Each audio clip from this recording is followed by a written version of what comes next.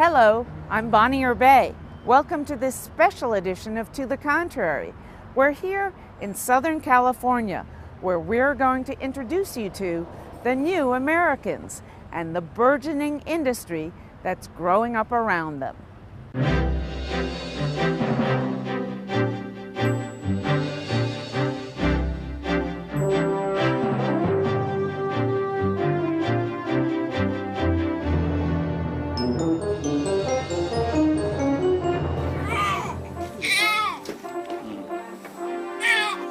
Yan Li Hao is one such new American.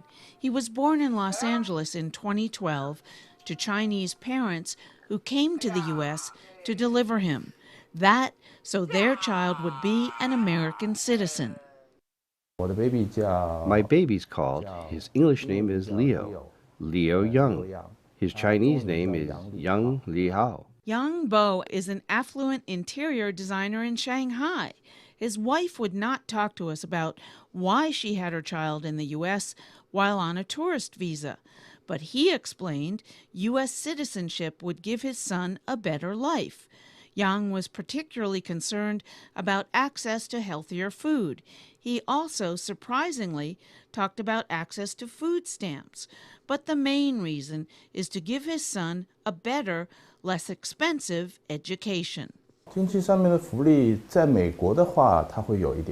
Regarding financial advantages, if in the U.S., he will have some. For example, the government will give him $300 to $500 US per month. This is only a shopping voucher, but in China, he cannot enjoy these benefits.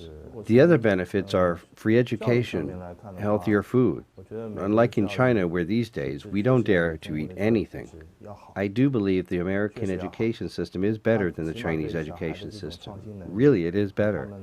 What they do for the child's creative ability and the freer study environment are far superior to China.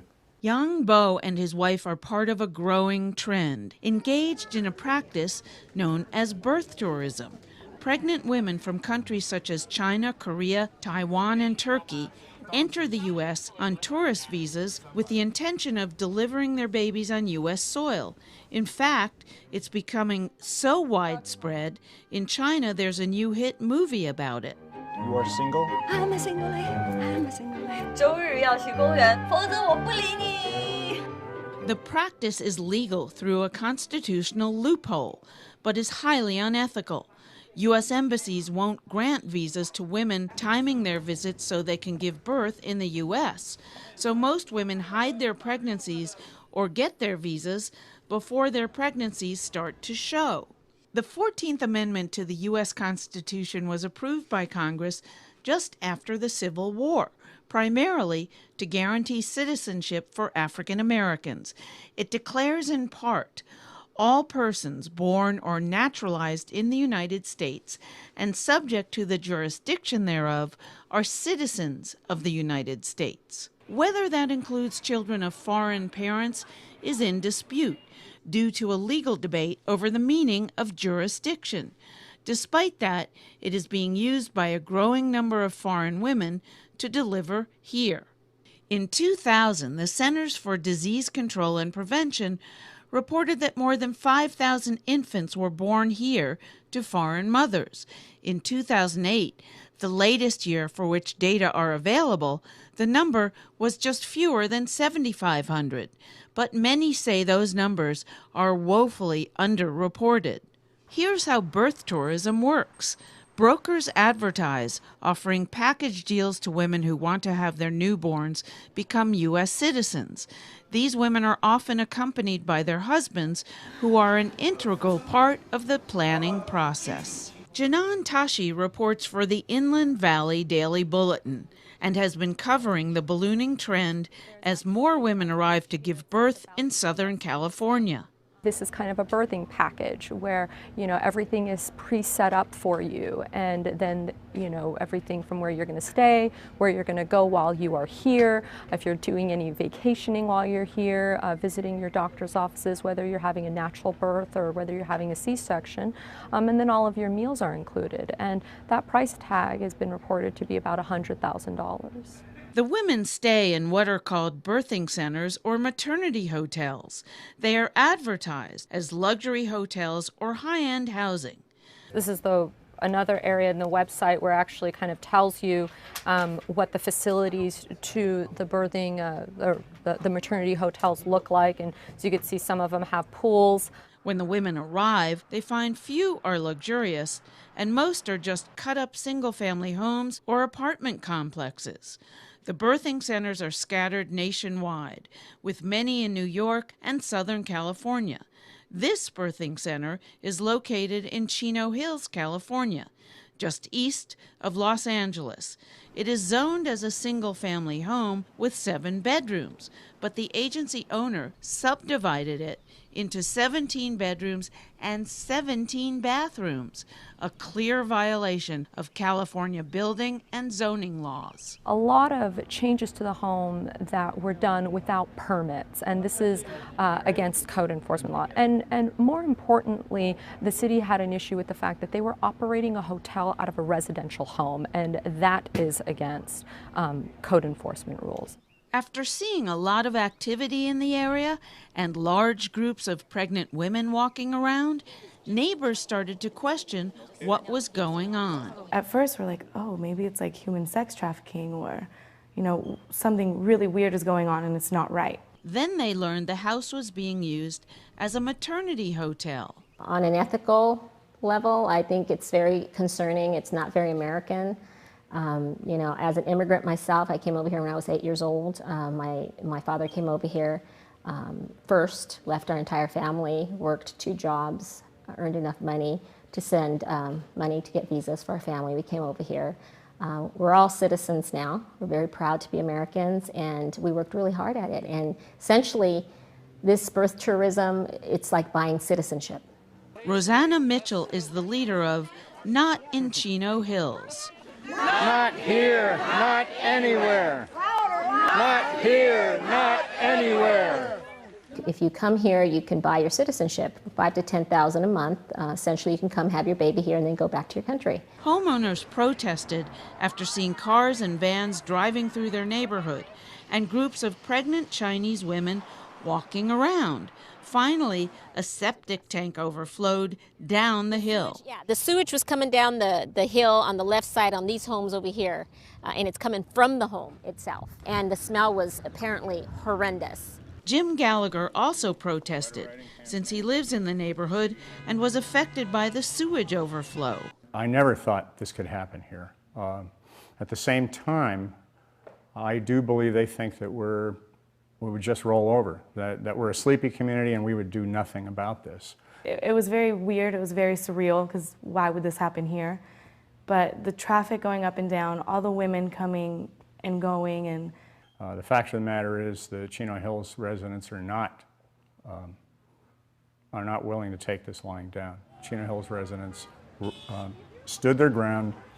We call attention to city officials about this. We call attention to the property owner that we weren't going to stand for this. Today it's Chino Hills, it's Corona, Eastvale, Rowland Heights. Tomorrow it's going to be all of Southern California. Even members of the Chinese American Association of Chino Hills are against birth tourism. I feel it's not right, and I think I did all whatever necessary to get my citizenship from beginning until now, and I think that's the right process to do it.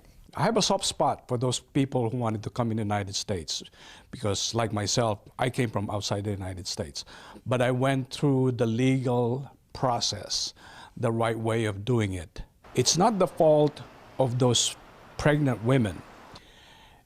Any parent would like to have their children have a better life. There's nothing wrong with that. Now, this business of maternity hotels is doing it in a way that I feel it's exploiting the Constitution of the United States. The protest, media attention, and scores of complaints led the LA City Council to take action. What we've received is many more complaints from neighbors who have sort of been, low-key because they were afraid. There has been intimidation in neighborhoods. All of a sudden, we've had, I think, 72 complaints Complaints being someone to say, hey, I think it's going on in my neighborhood, or they see a group walking in a park and they all happen to be pregnant. Birth tourism violates the spirit, but not the letter of the law. Owners were punished with relatively inconsequential zoning violations. Local officials want to pass laws that give them the power to shut down birthing centers and collect taxes that are not being paid. Obviously, the tax issue would be a huge hit to everyone. People at this end in town or in the area that might not be reporting the cash payments that they get to perform, all those kinds of issues. So that's a huge cost. Neighbors started complaining about bloody sheets and, afterbirth and, all the kinds of things that they've been dealing with that they've been afraid to say anything about. What we don't know is what we don't know. And the problem is, these mothers would have no way of knowing whether they're receiving a legitimate birth certificate. We don't know if there's been any deaths or injuries because of this. Opposition to birth tourism, both by public officials and people who live nearby these operations, is not just based on lost taxpayer revenue or public nuisances. We learned that there's also a huge concern about the health and safety of the women who come here to have their children and the infants they bear. The real issue is the public safety and the health issues that we're trying to avoid the complications and to make sure that these babies and these mothers are in good, healthy conditions. Because at the end of the day, that's what it's all about. In fact, the brokers create major health hazards and cheat the California government out of taxes they should pay since they are doing business here. Daniel Deng is a lawyer who represents women who have gone through birth tourism brokers and are now suing them. He says many of the women are being scammed in several ways. And you enjoy a very good health system, healthcare service in the United States. And many mothers are complaining because when they come over here, they were showing that one woman should have one room and one caretaker taking care of the baby. But when they come over here, once the baby is delivered, they have 10 babies. They're crying every night. And only one caretaker took care of the 10 mother or the 10 baby. Deng says one healthcare worker was so overworked, she dropped a baby and the baby died. Then there are concerns over what the brokers represent and what they deliver. And there's so many brokers in China who are competing for their business. So when they first came over here, it turned out that the living condition is not what they promised in China. And frankly, many of those brokers in China, they never been to the United States. So they would present a misperception and they would get the 5-star hotel photos and paste it, you're going to stay here, or get the 5-star hotel as a hospital, that this is what you're going to get. Instead, what these women are getting are apartments such as these. Deng, as well as nearby residents, blame the birth center operators. It's definitely the people who are running the business that should be put the blame on. Definitely, because they're reaping the benefits, essentially making a lot of money off these women. They're exploiting them, the way I see it. And some of these poor women come over here thinking they're going to be taken care of, and everything's substandard. And that's why elected officials need to step up to the plate, because we're not just dealing with illegal business, we're also dealing with life, human life, these poor babies that perhaps are going to be born in substandard care. California taxpayers are also apparently being scammed. Operators of maternity hotels promise private doctors and private hospitals and charge the women accordingly. Instead, when the women arrive in the U.S., brokers take advantage of the fact they don't speak English. They trick the women into signing applications for state assistance called Access for Infants and Mothers, and that's illegal. Lawyer Deng says some of the women have actually been charged with fraud. When the mother was delivering a baby, the broker, the operator here would fill out all the form and claiming that the mother is a California resident. Many of the foreign tourists, they come over here, they don't speak English, and they just sign all the papers. In their mind, it's necessary paper to get the service rendered. So once they sign the paper, and lo and behold, those are applications for the EMS program.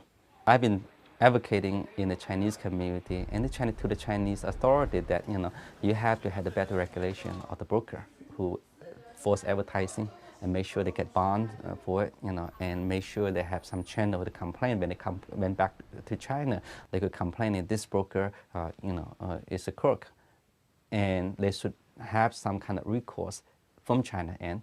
But at the same time, if we could not stop them coming over here, how are we going to regulate it and make sure the woman coming here getting the health care, and make sure our taxpayer are not footing the bill, and make sure our system is not being taken advantage of? There are many reasons why women want to deliver on U.S. soil.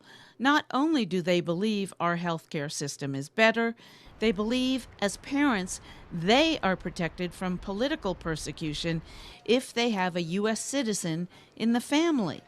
American consulate and American ambassador, they are very aggressive in protecting their citizenship, citizens. So when a country is in turmoil, American embassy will be the first one who rescue their own residents, own citizens. They also want to be able to take advantage of better, less expensive educational opportunities for their children.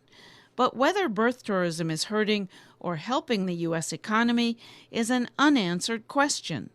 It's been a mixed reaction. I mean, there are some readers who have said, well, this is what makes America, and that it's a melting pot. And why shouldn't somebody come in from overseas and try to get a U.S. citizenship? Good for us in America for being a country that people want to be in.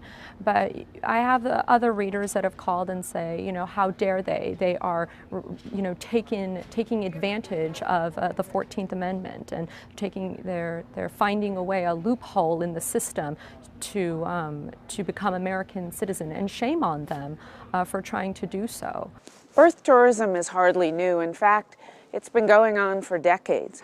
We're about to introduce you to a young woman who was born in the U.S. while her mother was here on a tourist visa and just graduated from the University of California at Davis. Meet 23-year-old Jennifer Shi. She looks and acts like any young college student, but Jennifer's different. Her Taiwanese mother gave birth to her in New York City while in the U.S. on a tourist visa, making Jennifer a U.S. citizen.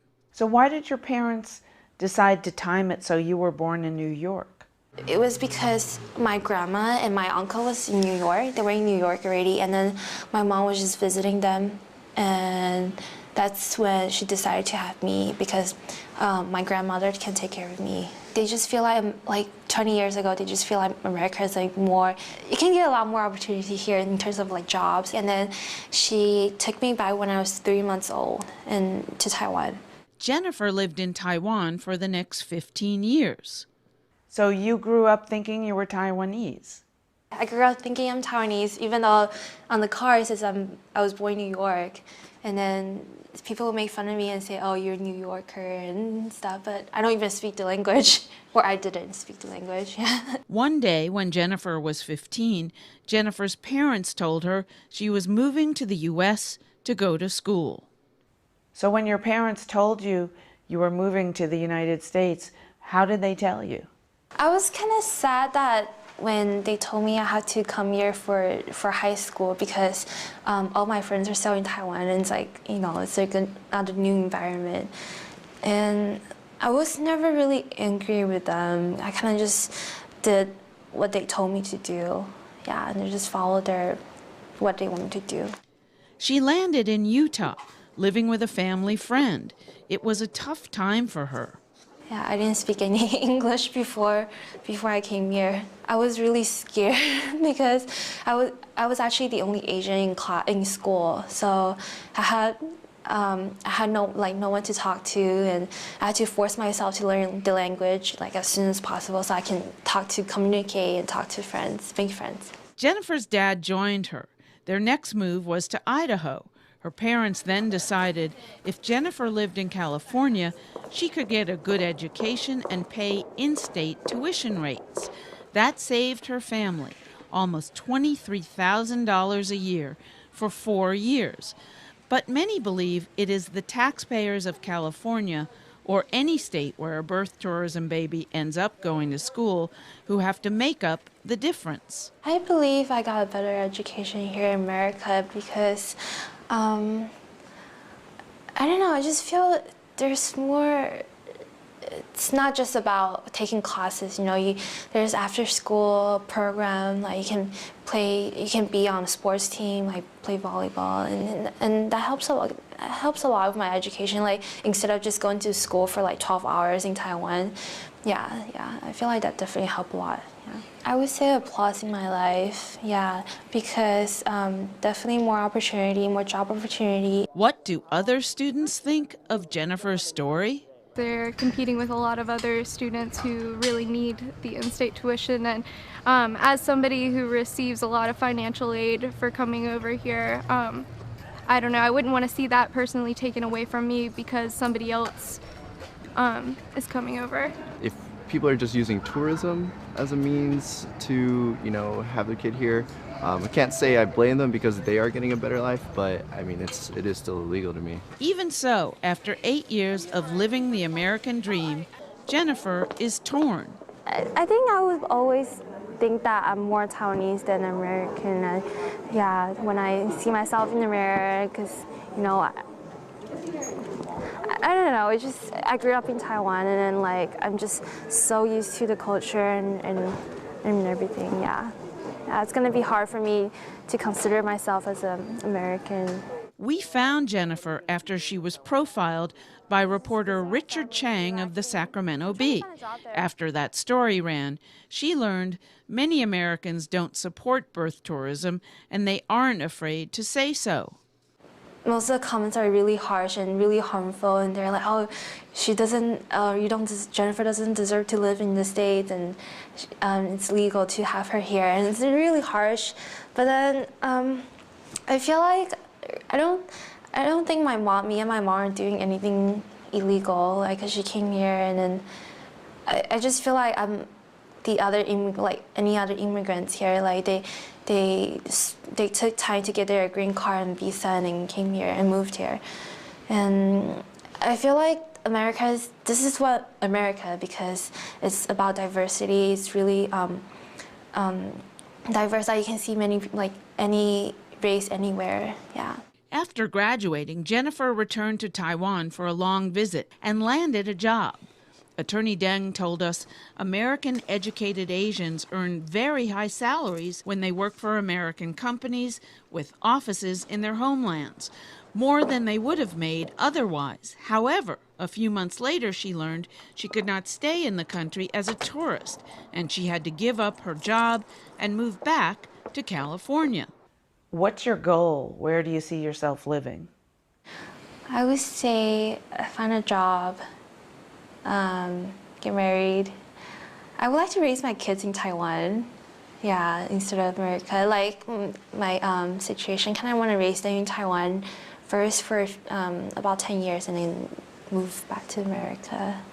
I just kind of want to teach them, you know, the culture I grew up in. Like Jennifer's parents, Young Bo and his wife have to decide when it is most advantageous to send Leo to the United States. He's thinking he'll send Leo over after a few years of early schooling. But the decision for this family and so many others will be made many times until the child turns 18. 对，因为小孩子现在只是刚第一步拿到了美国。 Now the baby has just accomplished the first step, which is to obtain American citizenship. The citizenship is just a piece of paper. But to integrate into America is a very gradual process. To integrate into American society, to integrate into the American masses, to become a real American. This is a very long process. So it is an experiment. Maybe once again, I will become amongst my friends the first person to eat a crab. That's it for this edition of To the Contrary. Please follow me on Twitter @BonnieUrbay or @ToTheContrary, and check out our website, pbs.org/ToTheContrary, where the discussion continues. And whether you agree or think To the contrary, please join us next time.